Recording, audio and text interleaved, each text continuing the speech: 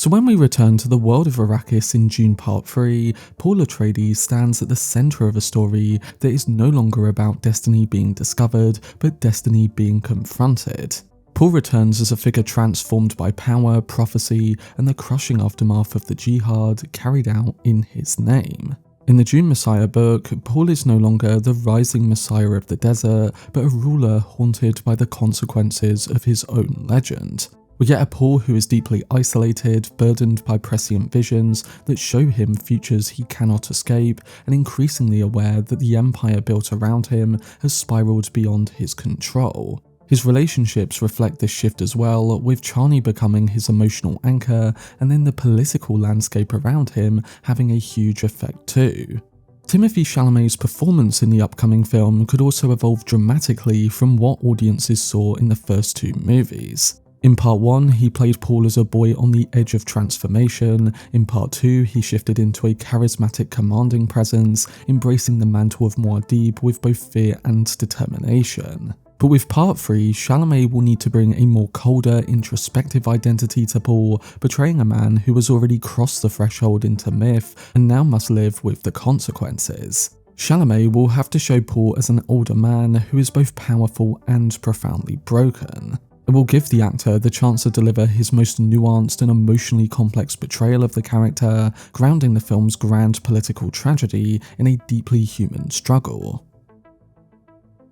When it comes to Chani, her role in Dune Part 3 shifts dramatically from what audiences may expect after the first two films. In Dune Messiah, she becomes the emotional centre of a story that is otherwise dominated by political manoeuvring, religious fanaticism, and the crushing weight of Paul's empire. Chani is no longer simply Paul's love or his Fremen guide, she is the person who sees the man beneath the myth, the one who recognises how deeply the jihad has scarred him. After bringing them back together at some point, I think the film will likely explore her growing frustration with the political forces surrounding Paul, especially the Bene Gesserit and the Imperial Court, as she watches him become increasingly trapped by prophecy and power. Her struggle to maintain her identity within a system that seeks to sideline her, particularly through the presence of Princess Irulan, gives Chani a sharper, more confrontational edge. This is a Chani who is fiercely loyal, yet painfully aware of the forces pulling Paul away from her, and that emotional tension will likely be one of the most human threads running throughout the film. Zendaya's performance in Part 3 could demand a level of emotional range from her that we haven't seen yet, pushing Chani into territory that is more intimate, more wounded, and yet still more defiant. She'll have to portray a woman fighting to hold on to the man she loves, while the universe tries to turn him into something unrecognisable. So I'm expecting a raw, more internal, and more confrontational performance from her. Moving on, the character of Hayt in Dune Messiah is known as being one of the most unsettling and emotionally charged figures in the entire narrative. He is not Duncan Idaho resurrected, he is a Gola now, a reconstructed being created by the Bene Tleilax, engineered with implanted memories and a hidden purpose.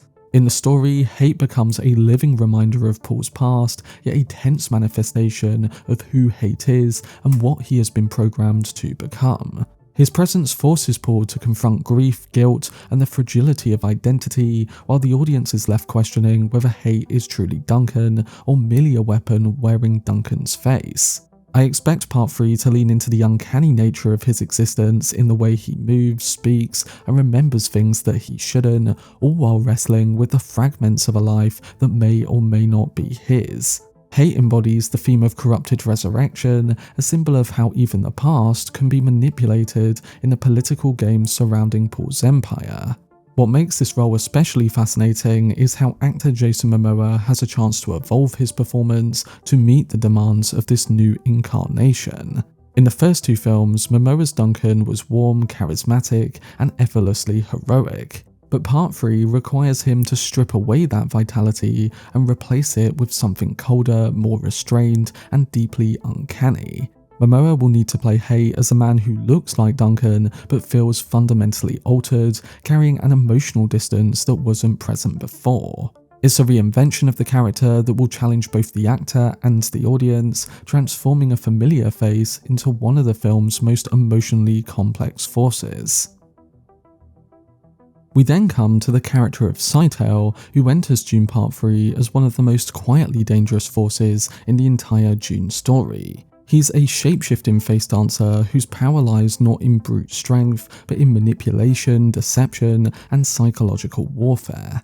In Dune Messiah, Scytale is the architect of the conspiracy against Paul, a being who understands how to exploit emotion, memory, and identity with precision. He represents the ultimate philosophical threat to Paul's empire as someone who can become anyone, who can weaponize empathy, and who challenges the very idea of a stable self in a universe already warped by prophecy and prescience. I think the film will likely lean into Scytale's eerie nature, his ability to slip between personas, and the unsettling charm he uses to disarm those around him. Unlike the overt antagonists of the previous films, Scytale is a villain who works in shadows and reshapes events from a distance. His scenes will carry a tension built not on spectacle, but on the dread of not knowing who he truly is at any given moment. An actor like Robert Pattinson is positioned to bring a completely different energy from what audiences saw with Eric Roth, as where Fade was a creature of physicality, Scytale is defined by subtlety, unpredictability, and a kind of seductive intellectual menace. Pattinson excels at playing characters who feel slightly off-center, and men whose charm masks something fractured or uncanny beneath the surface. I think he can become one of the most memorable villains in Villeneuve's trilogy, not because he overwhelms the screen, but because he quietly rewrites the rules of every scene he enters. Next, there's Alia Atreides, a character whose very existence challenges the boundaries of identity, destiny, and also sanity. In Dune Messiah, Alia is no longer the eerie child prodigy glimpsed in visions. She is a young woman shaped by the burden of ancestral memory, carrying the consciousness of countless generations within her mind.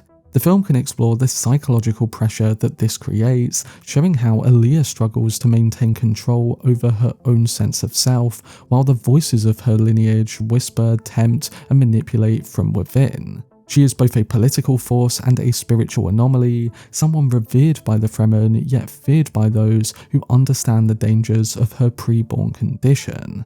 In the Messiah story, Alia becomes a symbol of the Atreides legacy, twisted by power and prophecy, a figure whose brilliance is matched only by her fragility. So expect Dune Part 3 to lean into the tension between her outward confidence and the internal chaos threatening to consume her. Anya Taylor-Joy is an actress uniquely suited to bring Alia's complexity to life, as Anya has a rare ability to play characters who feel both ethereal and deeply unsettling at the same time. She excels at portraying characters who are brilliant yet haunted, and confident yet fractured, and it's that emotional texture which is exactly what someone like Alia demands. In Part 3, Anya will have the opportunity to explore a character who is simultaneously a political leader, a spiritual icon, and a young woman fighting to keep her mind from splintering under the weight of inherited consciousness. Another of the main cast is Princess Irulan, who is one of the most fascinating political figures in Dune Part 3. In Dune Messiah, Irulan is caught between her loyalty to the Bene Gesserit, her duty as the Imperial consort, and her own growing sense of frustration at being sidelined in Paul's life and legacy. She is a woman raised to shape history, yet forced to watch as Chani is the true emotional core of Paul's world. The film will likely explore Irulan's intelligence, her ambition, and the quiet desperation that drives her to make choices that blur the line between political necessity and personal longing. She is not a straightforward villain, but I expect Part 3 to highlight her role in the conspiracy surrounding Paul as someone whose actions are shaped by heartbreak, pressure, and the expectations of an entire order. Florence Pugh's performance in Part 3 will likely build on what she established in Part 2, but with a deeper emotional palette and far more narrative weight. In the previous film, Irulan was a poised political figure watching the rise of Paul Atreides from a distance. But in part 3, Pugh will have the opportunity to explore Irulan's vulnerability, her jealousy, her ambition, and the quiet fury that comes from being trapped in a marriage of state rather than affection. And coming to the last of the main cast, this is the character of Farouk, who appears in the Dune Messiah book as a brief but emotionally important presence. He's a Fremen elder whose grief and disillusionment reflect the darker consequences of Paul's rise to power. In the book, Farouk's encounter with Scytale becomes a window into how the Jihad has fractured Fremen society, leaving behind families who mourn those lost in Paul's name. His role in the book is small but thematically sharp, as he represents the ordinary people caught in the wake of an empire built on prophecy and blood. In Dune Part 3, I think we'll likely see his role expanded into a more substantial emotional thread, as the character has received a full official poster for the film and has been confirmed to be included in a part of the Holy War sequences built on in this adaptation. The Farouk scenes can deepen the film's exploration of how the Fremen themselves have been reshaped, divided, and in some cases betrayed by the myth of Muad'Dib. By giving Farouk more screen time, Part 3 can enrich the conspiracy plot, deepen Scytale's manipulation, and highlight the fractures within Fremen society, making the story's tragedy resonate on a more human level. As Dune Part 3 expands the political and spiritual landscape of the story, several returning characters will also play crucial supporting roles that deepen the emotional and thematic texture of the film. Rebecca Ferguson returns as Lady Jessica, who is pretty much absent from the entire Messiah narrative. We've seen a glimpse of a flashback scene with her in the first trailer, and I'd have to guess that the few scenes with her character will help explore the widening rift between Paul and the Bene Gesserit, and how fearful she is of what Paul has become many years later. There's also Charlotte Rampling's Helen Mohiam, who has a significant role in representing the political pressure the Bene Gesserit exerts on Paul's empire. In the film, Rampling's presence will likely be used to heighten the tension between Irulan and the Sisterhood's long-term plans. Then there's also Javier Bardem Stilgar, who has become a symbol of the Fremen's internal struggle. In the Messiah story, Stilgar is torn between his loyalty to Paul and his growing discomfort with the imperial machine that has consumed Fremen culture. Bardem Stilgar has always been a man of faith, conviction, and deep emotional sincerity, and in Part 3 we'll likely see him grappling with the consequences of that faith. Furthermore, there's Josh Brolin's Gurney Halleck, whose role is much smaller in the Messiah storyline. Gurney's warmth and unwavering devotion can provide a counterbalance to the political paranoia surrounding Paul, and his presence can add a sense of continuity and humanity to the increasingly fractured Imperial court. He's a reminder of the Atreides' original values, even as those ideals are eroded by power. And finally, there's the introduction of Leto II and Ghanima Atreides, played by Nakoa Wolf Momoa and Ida Brooke, which could mark one of the most significant expansions of the story's scope. Though they're still infants in the Dune Messiah book, their presence carries enormous symbolic weight as they represent the future of the Atreides line. Villeneuve will almost certainly give them more time on screen than the book, and casting performers of that age suggests that we'll either be getting a flash-forward scene with them, or there's going to be a change to the timeline and events surrounding their characters during this film. Coming to the final part of the video, there are still a few key figures from Messiah whose casting remains unconfirmed, yet whose presence will be essential to adapting Messiah correctly. One of the most striking of these is the guild navigator Edric. In the novel, Edric represents the Spacing Guild's fear of Paul's prescience, a being mutated by Spice into something both powerful and grotesque. He provides the veil that hides the plotters from Paul's visions. In the film, I think his appearance, whether physical, partially obscured, or entirely reimagined, can add a surreal and otherworldly dimension to all of the political maneuvering. Another essential figure from Dune Messiah is Bijaz, the twisted dwarf of the Bene Tleilax, whose eerie presence and hypnotic voice play a pivotal role in activating Scytale's plan. Bijaz is one of the strangest and most unsettling characters from the book, a creature engineered for manipulation, capable of embedding commands within speech. In part 3, the character will likely serve as the embodiment of the Tleilaxu cunning.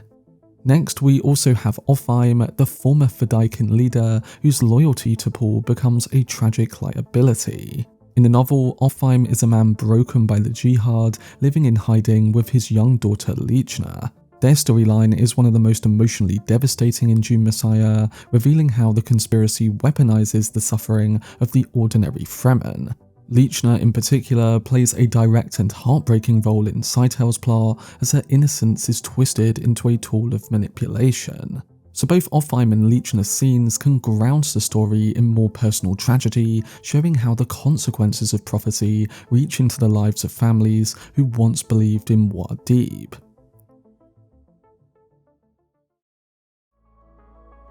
But that was my video discussing the main cast and their roles in Denis Villeneuve's Dune Part 3. I'm really excited to see how each of the cast members will bring their roles to life on the big screen, and I think we'll get an even better sense of that with the next trailer for the film. But in regards to the full cast that I've discussed, let me know down below what your thoughts are towards them, alongside your overall excitement for the director's upcoming adaptation of Dune Messiah.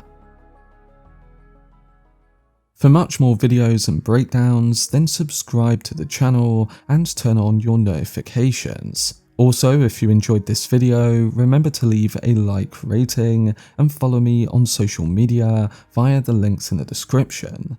But anyway, I hope you guys enjoyed it. I've been Cortex, and as always, make some noise.